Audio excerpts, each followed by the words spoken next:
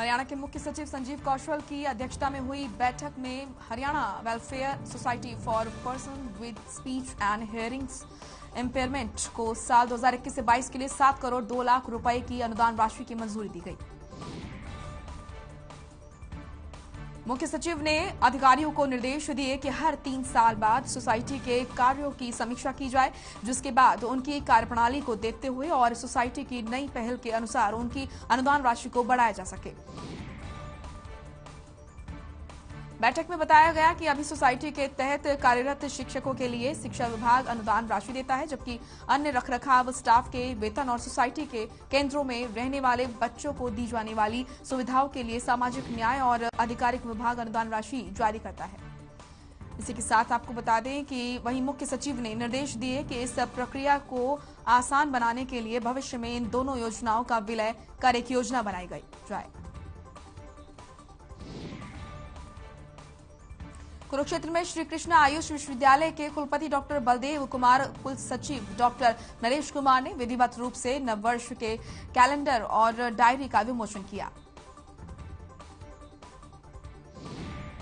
विश्वविद्यालय में आयोजित कार्यक्रम में कैलेंडर को जन सामान्य को समर्पित करते हुए कुलपति डॉक्टर बलदेव कुमार ने सभी को शुभकामनाएं दी।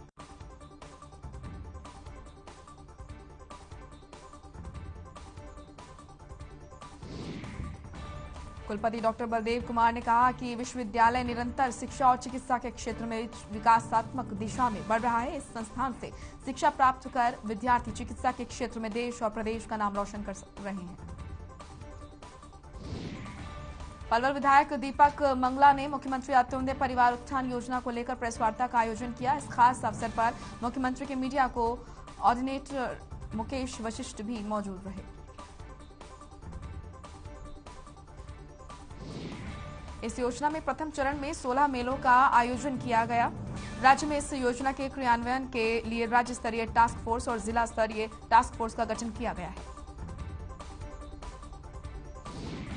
गुरुग्राम में डीएलएफ फेस थाने के सामने अभिभावकों ने स्कूल प्रबंधन के खिलाफ प्रदर्शन किया। अभिभावकों का आरोप है कि जो डीएलएफ फेस 2 में एक नामी स्कूल ने अपनी ब्रांच शुरू की है, लेकिन उसे अभी तक मान्यता नहीं मिली है।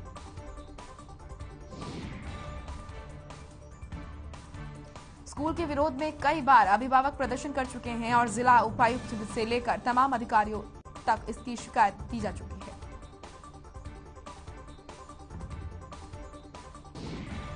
फिलहाल इस पूरे मामले में पुलिस ने शिकायत लेने के बाद मामले की तफ्तीश कर रही है पुलिस, और डॉक्यूमेंट वेरिफिकेशन के बाद ही इस पूरे मामले में आगे की कार्रवाई की जाएगी।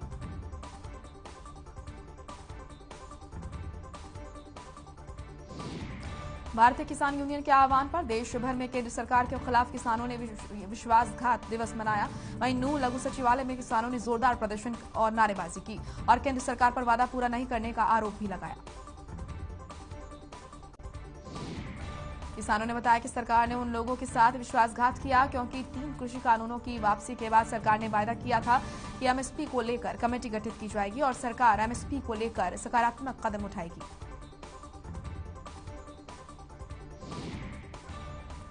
किसानों ने जिला उपायुक्त के माध्यम से राष्ट्रपति के नाम ज्ञापन सौंपा है और मांग की है कि किसानों की सभी मांगों को तुरंत ही पूरा किया जाए। अगर वो ऐसा नहीं करते हैं तो किसान आंदोलन स्थगित हुआ है, खत्म नहीं हुआ है।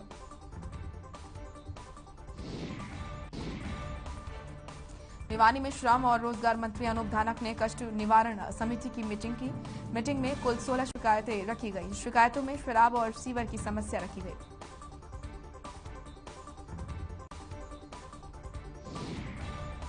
भिवानी में कष्ट निवारण समिति की बैठक में सभी परिवारों को सुना गया और उन्हें सुलझाने की कोशिश की गई, जिस पर श्रम और रोजगार मंत्री अनूप धानक ने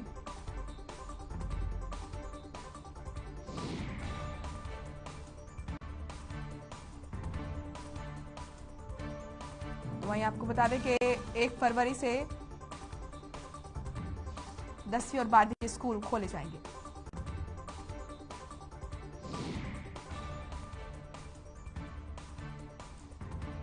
स्कूलों को सैनिटाइज किया गया है, स्कूलों को तैयार किया गया है ताकि संक्रमण न बढ़े। वहीं स्कूल खोलने को लेकर स्कूल प्रबंधन पूरी तरीके से तैयार है। वहीं नानौद उपमंडल के गांव खेड़ी चौपटा में All India private school principal association की ओर से एक बैठक का आयोजन किया गया। बैठक में कोरोना काल के समय सरकार की ओर से बार बार स्कूलों को बंद किया जाना और बच्चों की ओर से फीस इस समस्या को निपटारा किया गया। वहीं मीटिंग में पूरे हरियाणा के प्राइवेट स्कूलों के प्रिंसिपल ने भाग लिया और अलग अलग मुद्दों पर बातचीत की।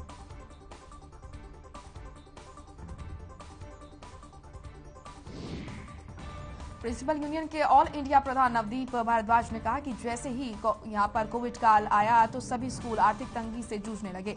सभी पेरेंट्स का बिजनेस बंद हो गया, जिसके कारण बच्चों की फीस समय पर नहीं पहुंच पाई। गुरुग्राम के लोगों को बच्चा गोद लेने के लिए दूसरे शहरों में नहीं जाना पड़ेगा। जिला प्रशासन ने गुरुग्राम में यहां पर दत्तक गृह एजेंसी खोलने के लिए सरकार को प्रस्ताव भेजा था, जिसे सरकार ने मंजूरी दे दी है।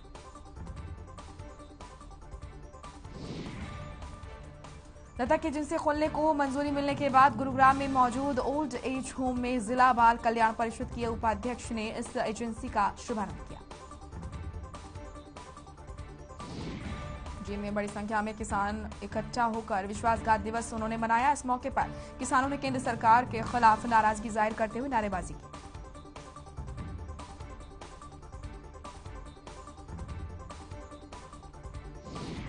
किसानों ने सरकार की ओर से मांगे पूरी नहीं की जाने पर नाराजगी जताई। वहीं किसानों ने कहा कि हरियाणा सरकार ने तो मुकदमे वापस लेने की प्रक्रिया शुरू कर दी, लेकिन उत्तर प्रदेश, मध्य प्रदेश और अन्य राज्यों की सरकारों ने मुकदमे वापस लेने का कोई काम शुरू नहीं किया। चीन में किसानों ने प्रदर्शन करते हुए केंद्र सरकार पर जमकर जुबानी हमला बोला।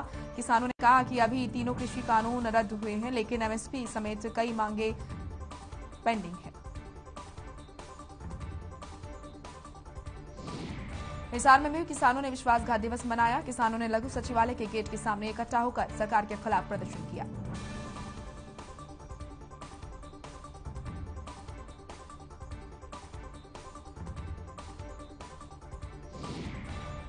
प्रदर्शन कर रहे किसानों का कहना है कि राष्ट्रपति के नाम उपायुक्त को ज्ञापन सौंपा गया। आपको बता दें कि किसान अब तक सरकार की ओर से मांग न माने जाने से नाराज है।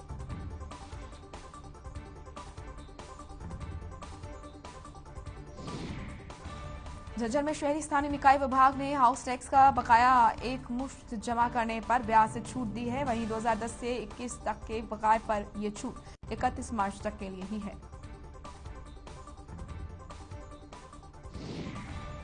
साथ ही शहर में हजारों लोगों को हाउस टैक्स के नोटिस भेजे गए थे। वहीं छूट से चूकने पर 1.5% प्रति माह ब्याज का भुगतान करना पड़ेगा।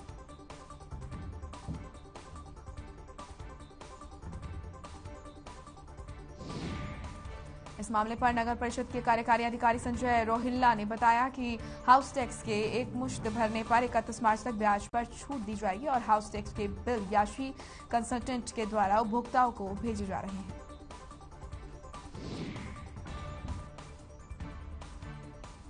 अंबाला में स्कूल के अध्यापक स्कूल खोलने को लेकर प्रदर्शन कर रहे हैं और को फाउंडर ऑफ केवीपी स्कूल की अध्यापिका पूजा बिष्ट से बातचीत करने पर उन्होंने बताया कि जो किंडर गार्डन स्कूल है वो बच्चों की नींव है। यदि यही नहीं खोलेंगे तो बच्चों का भविष्य क्या होगा। वहीं स्कूल खोलने को लेकर प्रदर्शन कर रहे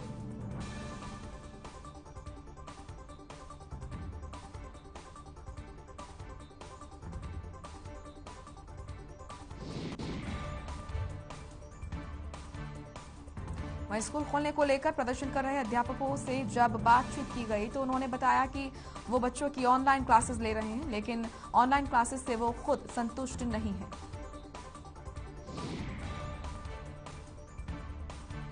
इसी के साथ आपको बता दें उन्होंने सरकार से अपील की है कि स्कूलों को जल्द से जल्द खोला जाए और जो भी गाइडलाइंस रहेंगी जैसे सोशल डिस्टेंसिंग आदि उनकी गंभीरता से पालन किया जाएगा।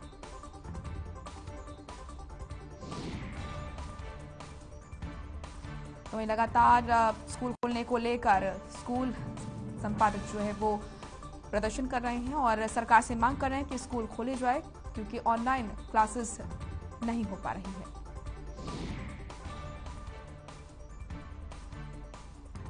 चरखी दादरी में संयुक्त किसान मोर्चा के आह्वान पर केंद्र सरकार की वादाखिलाफी को लेकर विश्वासघात दिवस मनाया गया, जिसमें सभी संगठनों के कार्यकर्ताओं ने दादरी के रोज गार्डन में इकट्ठा होकर शहर में रोष प्रदर्शन किया और एसडीएम को राष्ट्रपति के नाम ज्ञापन सौंपा।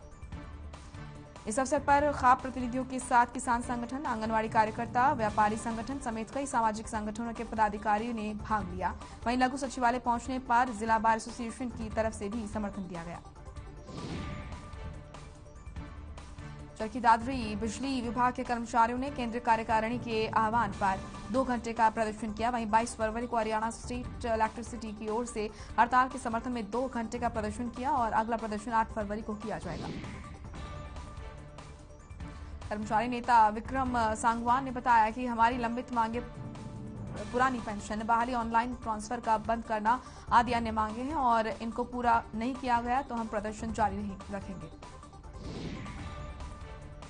वहीं विक्रम सांगवान ने बताया कि केंद्र कार्यकारिणी जो भी दिशा निर्देश देगी उनका पालन किया जाएगा। इस दौरान कर्मचारियों ने सरकार और प्रशासन के खिलाफ जमकर नारेबाजी की।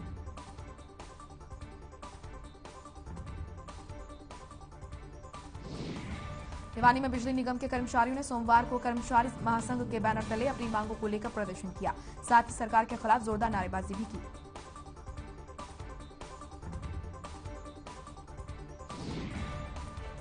प्रदर्शन कर रहे कर्मचारियों ने कहा कि उनकी जायज मांगे हैं लेकिन सरकार उनकी मांगे नहीं सुन रही है। इसके साथ ही कर्मचारियों ने ऐलान किया कि आगामी 22 फरवरी को एसएसबी वर्कर हड़ताल पर रहेंगे।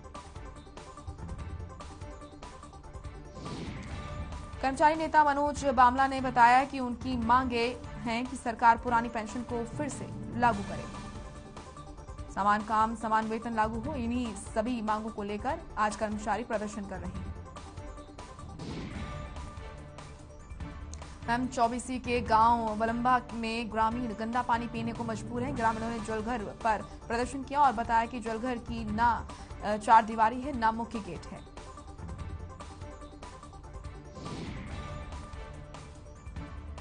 वहीं ग्रामीणों ने बताया कि पानी की सप्लाई लाइन भी जगह जगह लीकेज है, जिसकी वजह से गलियों का गंदा पानी सप्लाई में आता है। ग्रामीणों ने प्रशासन और शासन से जलघर की सफाई करवाकर ग्रामीणों को साफ सुथरा पीने का पानी देने की गुहार लगाई है। इसके अलावा ग्रामीणों ने बताया कि पिछले साल राज्यसभा सांसद रामचंद्र जांगड़ा ने गांव को गोद लिया था और गांव के जलघर को लाखों रुपए की सहायता से सुधार करने की बात कही थी, लेकिन ऐसा कुछ नहीं हुआ। फरीदाबाद नगर निगम ने लोगों के रुकने के लिए रैन बसेरे तो बनाए, लेकिन इन रैन बसेरों में ना शौचालय है और ना ही पानी की व्यवस्था। अधिकारी सरकार की योजनाओं को पलीता लगाते हुए दिख रहे हैं। ओल्ड ओवरब्रिज के नीचे बने नगर निगम के रैन बसेरे में लोगों को सुविधाएं नहीं मिल पा रही हैं।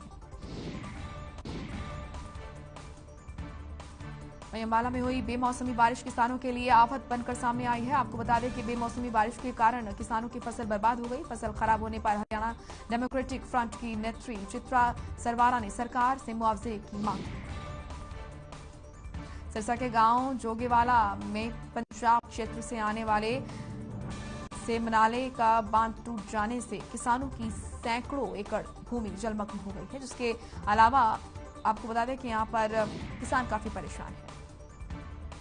आपको बता दें बारिश की वजह से किसानों ने मीडिया से बातचीत में बताया कि सैकड़ों एकड़ में खड़ी गेहूं और सरसों की फसल में करीब 8 से 10 फीट पानी भर गया है, जिसके चलते किसानों का भारी नुकसान हुआ है। अंबाला में एक बार फिर बेअदबी का मामला सामने आया है, जब एक हिंदू महिला ने गलती से बाइबल को जला दिया, जिस पर ईसाई धर्म के लोगों ने रोष जताया और इसकी शिकायत थाना सदर अंबाला कैंट में की। शिकायत के बाद थाने में दोनों पक्ष इकट्ठा हुए और दोनों की गलतफहमियां दूर हो गई। थाना सदर अंबाला कैंट एसएचओ नरेश कुमार ने दोनों की गलतफहमियां दूर कर मामले को शांत कराया।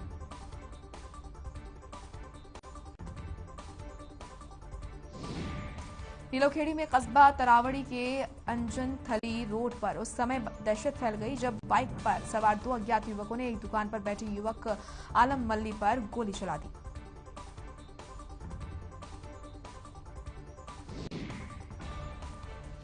वहीं जानकारी के मुताबिक तरावड़ी के अंजनथली रोड पर एक युवक आलम मल्ली दुकान पर बैठा था, तभी 2 अज्ञात बाइक सवार युवकों ने गोली मार दी। गोली मारने के तुरंत बाद दोनों बदमाश मौके से फरार हो गए। गोली लगने के बाद घायल आलम को करनाल के एक निजी अस्पताल में भर्ती कराया गया। सूचना मिलते ही तरावड़ी थाना प्रभारी inspector Manoj Verma police team के साथ मौके पर पहुंच गए और बदमाशों की तलाश में जुट गए। अंबाला में रविवार देर शाम फिर से चोरों ने एक घर में चोरी की घटना को अंजाम दिया। आपको बता दें कि मकान मालिक पूरी फैमिली के साथ किसी काम से बाहर गया था। जब वो घर वापस लौटे तो देखा कि घर का सारा सामान बिखरा पड़ा है और सामान चोरी कर गए। खबर गुरुग्राम से है, जहां सीआईएटी में शातिर स्नैचर को पकड़ने में बड़ी सफलता हासिल हुई है। पुलिस ने स्नैचर गैंग के 2 शातिर स्नैचरों को गुरुग्राम पुलिस ने गिरफ्तार किया।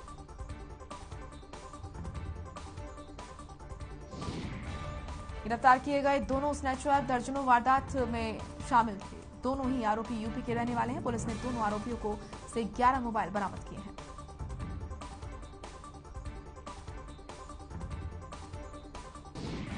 करनाल के तरावड़ी में हुए गैंगवार में एक युवक को गोली लग गई, जिसे करनाल के अस्पताल में भर्ती कराया गया है। घटना की सूचना मिलते ही पुलिस घटनास्थल पर पहुंची।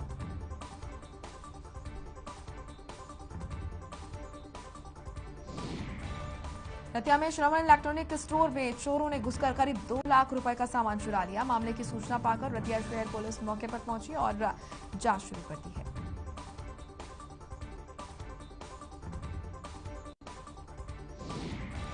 दुकान मालिक ने बताया कि रात को चोर उनकी दुकान के ऊपर लगे दरवाजे को तोड़कर दुकान के अंदर घुस गए।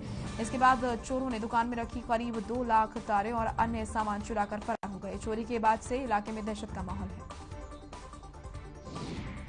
जज्जर में गांव बहुझोलरी के पास एक कार ने किसान को टक्कर मार दी, जिससे किसान की मौके पर ही मौत हो गई। मृतक की पहचान राजवीर निवासी गांव झाड़वी के रूप में हुई है।